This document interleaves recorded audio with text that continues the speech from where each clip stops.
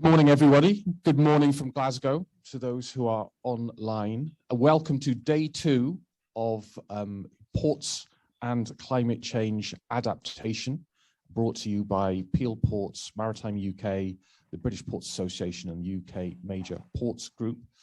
My name is Tim Morris. I am the Chief Executive of the UK Major Ports Group, a trade association for large port operators in the UK. It is my privilege to chair the sessions this morning. We have some really great speakers, really tremendously experienced speakers from all around Europe and indeed east of Europe today, this morning. So with no further gaps to that, I am going to say, can we put up the agenda slide?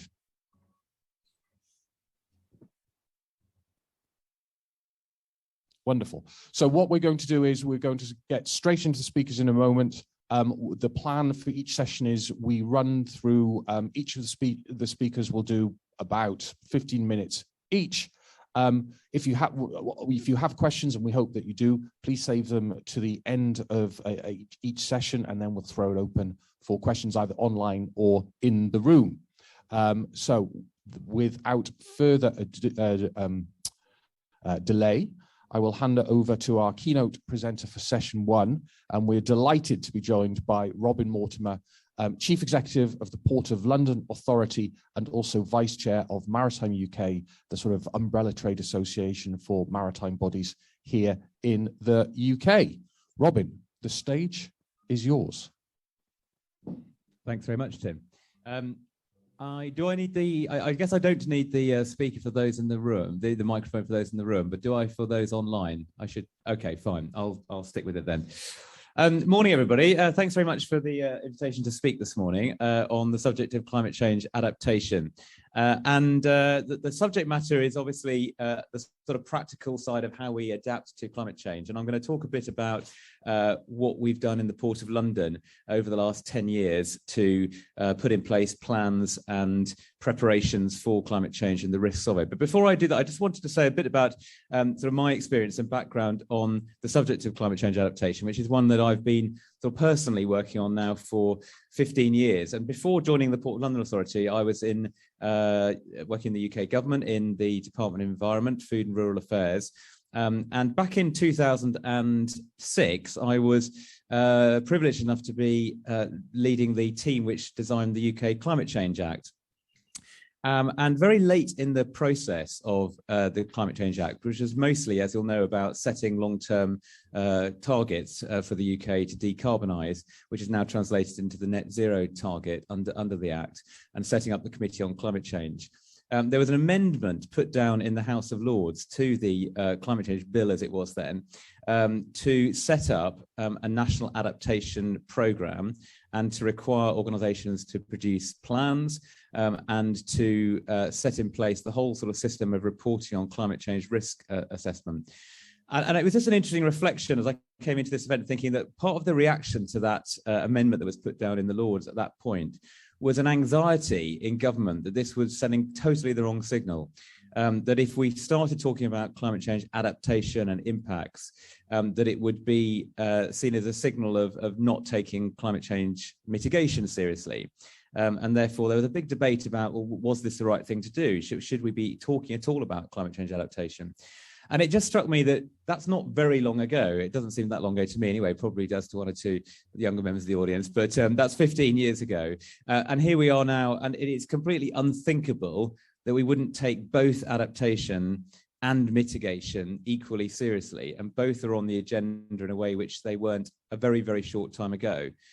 So that just was a bit of a personal reflection before I start. I after subsequent to that set up the UK's climate change adaptation programme off the back of the Climate Change Act, and the thing which really struck me about the whole subject from the outset was trying to get lots of organisations in government and beyond to think about climate change risks, was just how difficult it is for the leadership of organisations to grapple with something which is so far beyond, in terms of risk, the normal planning horizon.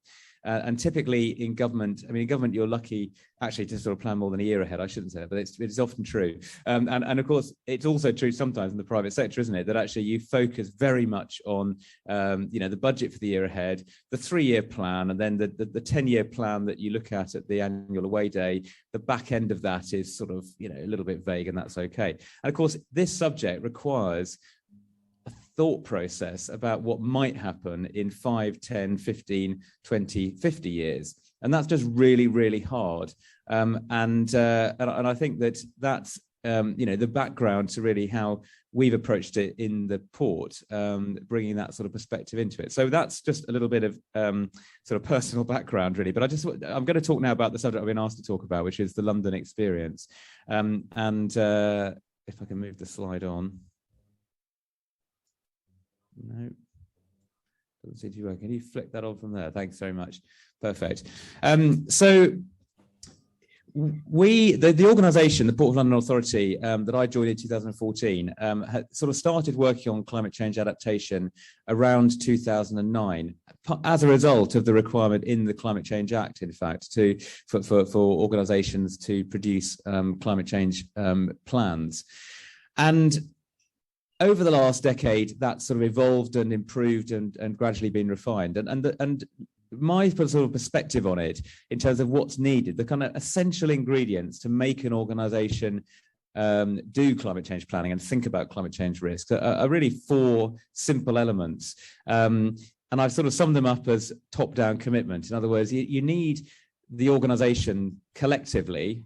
I've gone backwards. Just flick on to it. Thank you very much. You need the organisation collectively to make a top-down commitment to do this, and that has then 4 ingredients, I think. The first is for the board to be bought into it, because it's such a long-term issue, such a strategic issue. It's no good if your climate change adaptation work is, 0.7 on the environment manager's to-do list. It has to be top-down from the board commitment to take climate change risk seriously. I think that's first and most fundamental governance point. The second is that as soon as you get into thinking about climate change risks, it's fairly evident quickly that this is an organisation-wide issue, and therefore you need an organisation-wide process. So again, it can't be sort of kept in, the environment box. It has to be looked at across your functions: operational, strategic, financial, human resources, etc. The third is that you do need some resource, some expertise in the organisation to do it. It's people who have some background in climate modelling, climate risk assessment, understanding how you go about translating climate risks into looking at organisational impacts, and analytical capacity to do that. So I think you do need to resource that expertise adequately. And then fourthly, you then need to, I think, integrate that into your organization-wide risk management systems and ISO standards, etc., your standard sort of organizational governance. And again, I think that requires a top-down commitment to do, because often we have these things in sort of separate boxes, don't we, in our organizations? We have our climate change and environment side of things, and you have a sort of compliance standards, risk assessment somewhere else. So bringing those 2 things together, I think, is really important. So to me, those 4 sort of ingredients are the critical ones from the organization perspective. The second thing that I would say about the overall approach to climate adaptation is that external partnerships are also really important, because by its nature, climate risks cut across all the interactions the organization has with its customers and stakeholders. And so you can't do this in a sort of inward-looking way. You have to do it in an outward-looking way. In the UK context, the relationship with the Environment Agency is absolutely critical. Clearly the government agency that's tasked with flood risk management and looking at the macro impacts of climate change is a particularly key relationship. We then set up for the port and for the Thames something called the Thames Resilience Forum, which brings together all the public and private organisations with an interest in the Thames and the port, and which reports into the to the Kent and Essex and London Resilience Forum, so the sort of statutory resilience process.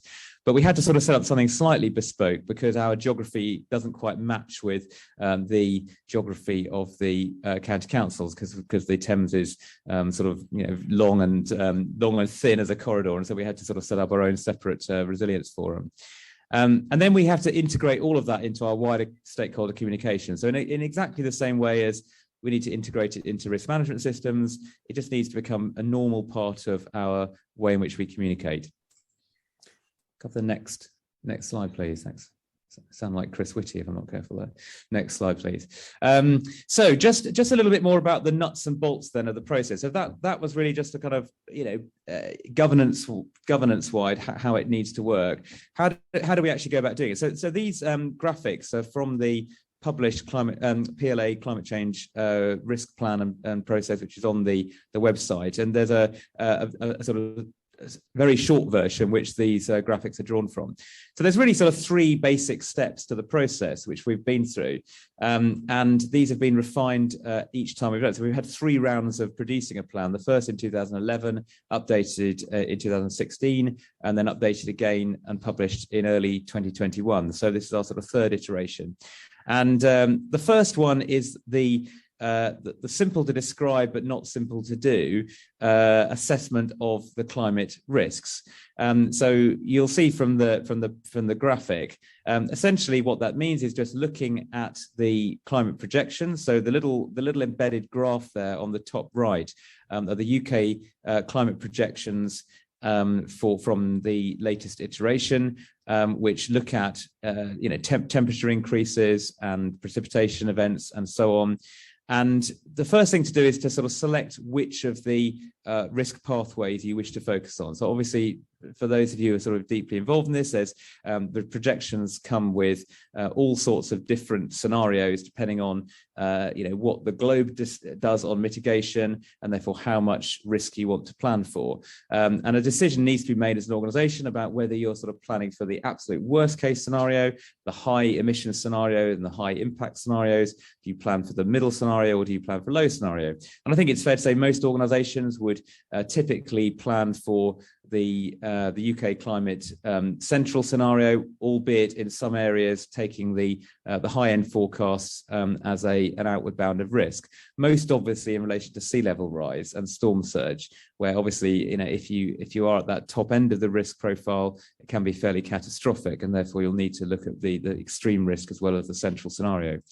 So choose your risk pathway and then look at all the dimensions of climate change that could affect you. So those are shown in the ovals there. So whether that's windiness, increase wave size in the estuary, sea level rise, summer temperature, winter rainfall, etc., etc.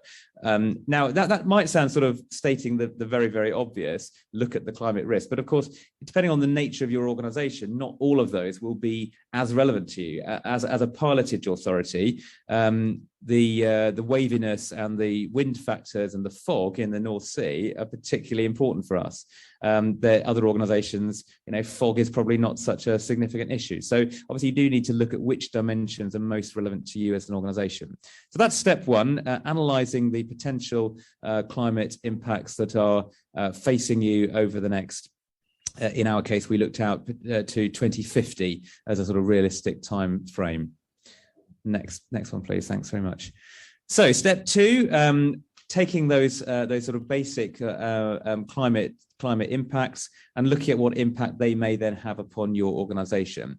And again, I'm not going to go through this. If you want to look at it, it's on our website. But essentially, it's a fairly sort of detailed analysis, hence the number of boxes on the slide, to look at all aspects of your organization. So, for example, we looked at impacts on our pilotage services, on shipping, on looking at maintenance, for example, so teams accessing our remote sites, how would that be affected by extreme weather events, all aspects of those climate risks, mapping onto the organization and just trying to think through what impact they might have.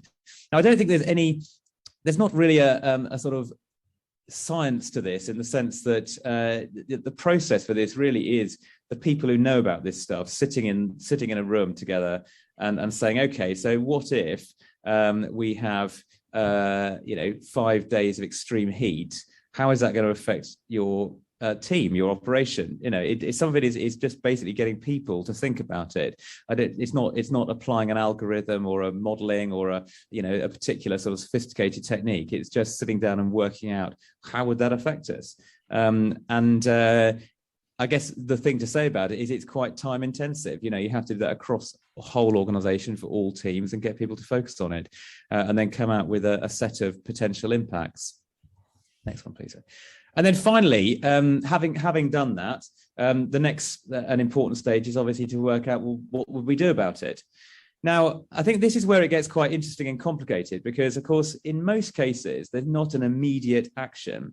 It might be that there is an immediate action. You might say, actually, do you know what? Our risk of in our situation on the Thames in Gravesend, in our headquarters, actually the flood defence at one of our sites is too low. We need to, immediately put into our capital plan 20 centimetres on the flood wall. Straightforward capital response to an immediate threat. But in most cases, we're thinking about adaptive pathways. In other words, thinking through what you will do at a future point and taking one step at a time. And that's quite a sort of mindset shift, because I think organizations typically tend to look at risk as, identify the risk, decide the mitigation and do it, as opposed to identify the risk, decide what the mitigation might be, and then wait and see and approach it as you get there. So sort of thinking through, a dynamic process to respond to the risk going forward. And I think that's particularly important in relation to things like complex operations. So if you're looking at, for example, pilotage, you won't immediately have to make changes to that service, but you might say that, as the temperature increases in the summer, we're going to need to look at the welfare of crews going out into the estuary over a period of time. Let's think about what we'll need to put in place at that point. So it's sort of preempting changes that will be coming towards you. Thanks so much. So that's essentially, in a nutshell, what we've done, and we've published on our website, and we've looked at the organisation across the piece. Just to finally give a couple of examples, or one main example. The first time that this plan was done for the PLA in 2011, one of the issues that was looked at was the risk of extreme rainfall events, and particularly in the Upper Thames area. So fluvial flooding, as opposed to storm surges, which the Thames Barrier obviously protects London against. And this sort of modelling was done in 2011, and it was preparing for an extreme set of rainfall events.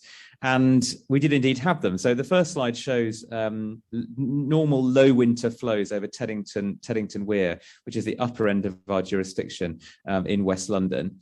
Next one, please. And this is the normal usual winter flow over Teddington. And then the next one, 2014, which, if you recall, if you were in the UK at that point, was an extremely wet winter with a lot of very, very sudden rainfall events. And it caused a huge number of sort of overflow events. Now, going on to the next slide, what we'd said in the adaptation plan published 2 years before was that if we got such a scenario, then we would put in place a flag warning system for our recreational users. So it's typically in the upper part of the Thames, it's rowers and paddleboarders and kayakers, and sometimes passenger vessels, but not so much in the winter, but particularly the recreational craft. And at the time, I think when that was published in 2011, nobody really took any notice of it. It's, why you even think about this? It's quite unlikely. And 3 years later, because we'd done that thinking, actually within a week, the organisation, just before my time, was able to put that system into place, have a flag system, and everybody being consulted on and knew about it. So it's a very simple example of, where a bit of forward thinking helped to respond quickly to what would have been an emergency otherwise. So just to sort of sum up, so I would say, firstly, that ports collectively and individually need to be active in engaging in adaptation. It just makes business sense to build this into your planning. It avoids having to respond in an emergency kind of way if you haven't done that sort of thinking. And you need to engage with the sort of wider national resilience planning to do that. For the Thames, there's a particular issue for us around the long-term future of the Thames barrier. I haven't gone into that. I'm happy to answer any questions on that. But we're very, very sort of plugged into that process, and I'd sort of urge any port who is involved in a sort of national level institute to get sort of involved at that level to have an influence on that. When you're thinking about the potential port impacts, clearly there's a sort of operational set of impacts to be thought through, impacts on shipping, the size and number of vessels passing through your flood defences, impact on design of your berths and cargo handling facilities, and also thinking through sort of economic costs and benefits, and working out sort of when it makes sense to invest and when it makes sense to make decisions. And as I say, sort of, in a UK context, I can't sort of emphasize enough, I think, get close to the Environment Agency, because they are the experts in this and they need to be involved in your processes. I think that's my allotted time. So thank you very much for listening. Thank you.